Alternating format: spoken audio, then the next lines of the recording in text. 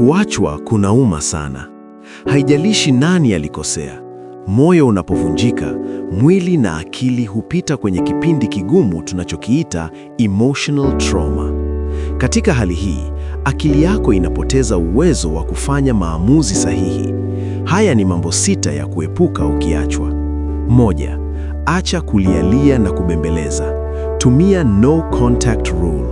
Kata mawasiliano kwa siku 30, urudishe heshima yako. 2. Usikimbilie mahusiano mapya kwa hasira.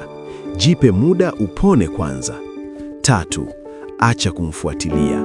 Mblock au mute ili upate amani ya akili. 4. Usikimbilie pombe. Nenda gym, geuza maumivu kuwa nishati ya maendeleo. 5. Usitoe siri zake. Kaa kimya, ubaki kuwa muungwana mwenye thamani. 6. Usijifungie ndani. Toka nje, socialize, maisha yanaendelea. Kumbuka, Mungu akifunga mlango wa kupoteza muda, anafungua mlango wa heshima. Nimechambua mambo haya kwa kina YouTube. Search Dr. Mahinda au saikolojia ya maisha ukatazame ujifunze.